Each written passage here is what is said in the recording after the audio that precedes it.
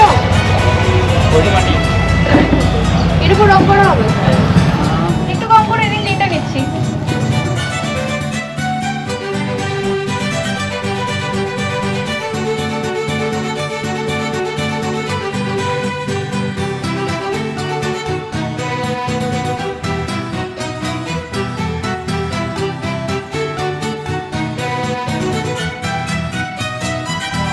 পাচ্ছি তাহলে তোমাদের অনেক লস করে দিয়ে দিচ্ছে আমাদের।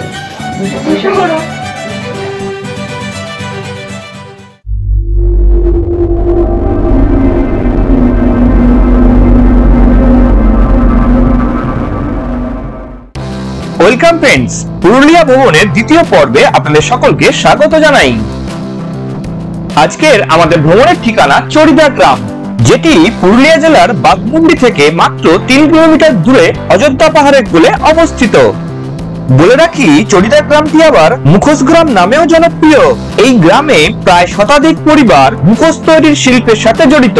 মূলত প্রজন্মের পর প্রজন্ম ধরে তারা ছৌ নাচের মুখোশ তৈরি করে আসছেন। আমরা Hill Avenue hotel and restaurant থেকে ছোট গাড়িতেই চড়িদা গ্রামের উদ্দেশ্যে রওনা দিয়েছিলাম।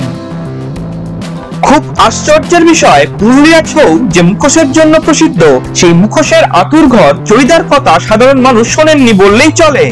অথচ এখানে একের পর এক ছোট ছোট বাড়িতে শাড়ি দিয়ে সাজানো শুধুই রং বেরঙের মুখোশ দেখতে পাওয়া যায়। আসলে পুরুলিয়া ছৌকে বিশ্বের দরবারে পরিচিত করেছে তার মুখোশ এবং তার অভিনব সাজ পোশাক। দেখতে দেখতে 3 কিমি পথ অতিক্রম করে আমরা চড়িদা গ্রামের খুব কাছেই চলে এসেছি। চড়িদা গ্রামে ঢুকতেই রাস্তার দুধার জুড়ে চোখে পড়বে মুখোশ শিল্পীদের ঘরবাড়ি। আপনারা দেখতে পাবেন প্রত্যেকটি বাড়ির বাইরে ছড়িয়ে ছিটিয়ে রয়েছে মাটির মণ্ডপ। কোথাও বা কাগজ পেতে রোদে শুকোতে দেওয়া হয়েছে সদ্য তৈরি মুখোশ। আবার কোথাও বা দেখতে পাবেন শিল্পী তার আপন মনে তুলির টানে শিল্পকর্ম এঁকে চলেছেন। গাড়ি থেকে নেমে আমরা হাঁটতে থাকলাম মুখোশ শিল্পীদের দোকান ঘরগুলির দিকে।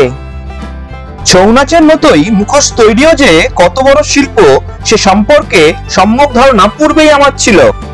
যেটা ছিল না সেটা হচ্ছে মুখোশ শিল্পীদের হাল হকিকত সম্পর্কে সঠিক জ্ঞান। চড়িদা পৌঁছে বুঝলাম একসময় যে শিল্পের সঙ্গে যোগ ছিল ঐতিহ্য আর জাঁকজমকের, আজ সেখানে শুধুই যেন আফসোস আর আশঙ্কা। সত্যি বলতে কি, এখানে খুব কম মানুষই বেড়াতে আসেন।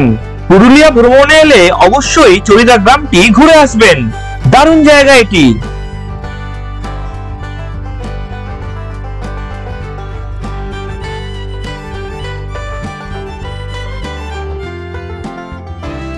ঠিকঠাক ক্রেতা পেলে একটি মুখোশ বিক্রি করে যে লাভ হয় তার পরিমাণ খুবই সামান্য থাকে।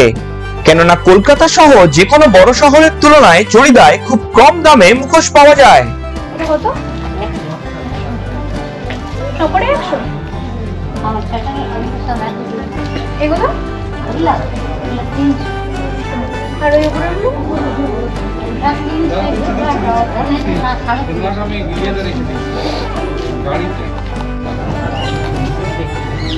একটু কম করে দিন, এটা নিচ্ছি।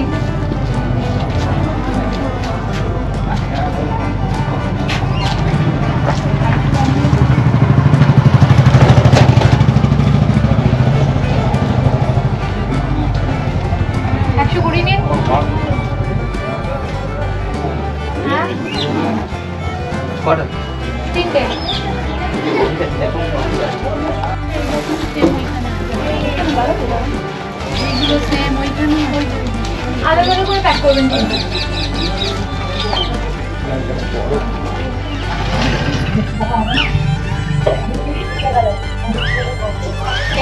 মুখোশ গ্রামে এসে আপনারাও দরদাম করে মুখোশ কিনতে পারবেন।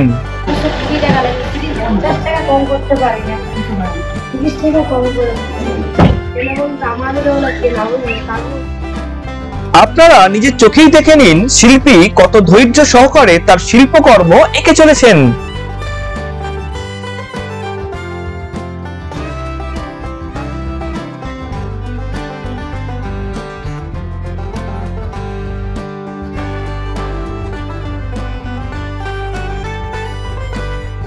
শিল্পীর তুলির টানে তৈরি নিখুঁত শিল্পকর্ম দেখুন।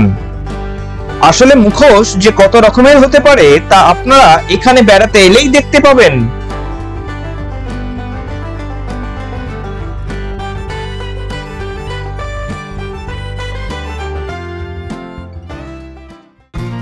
মুখোশ গ্রাম ঘুরতে ঘুরতে আমরা এমন এক শিল্পীর কর্মশালায় এসে পৌঁছেছিলাম যেখান থেকে আমরা খুবই অল্প দামে বেশ কয়েকটি মুখোশ কিনেছিলাম।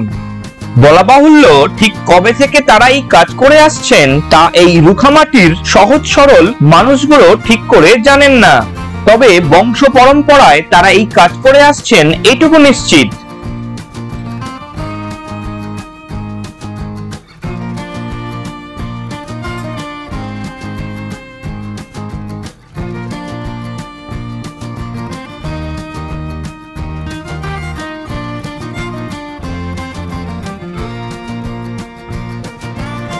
আর পাচ্ছি না তাহলে কমাতে, অনেক লস করে দিয়ে দিচ্ছে আপনাকে।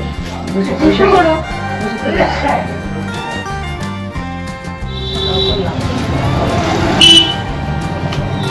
আমি এগুলো ফোন করলাম, আপনি ওটাও এরপর আমরা আরেকটি কর্মশালায় গেছিলাম।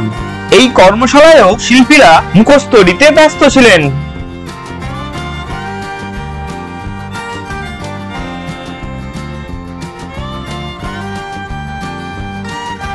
শিল্পীর শিল্পকর্ম দেখুন, অসাধারণ অসাধারণ, এক কথায় অনন্য।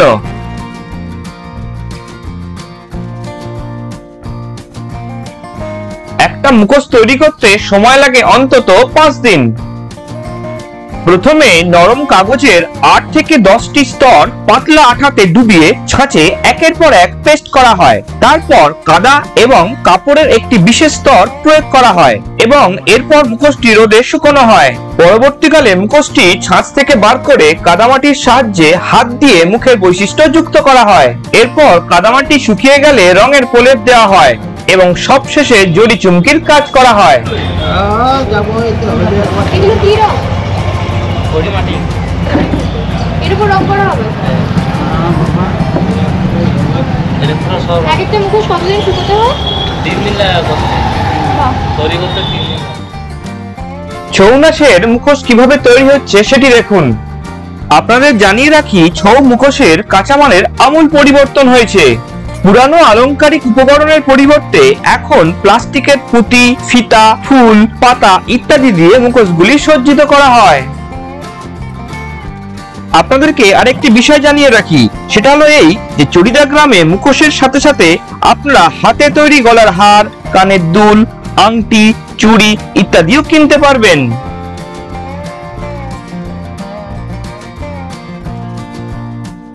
তাহলে বন্ধুরা, আজকের এই ভিডিওটি এখানেই শেষ করছি।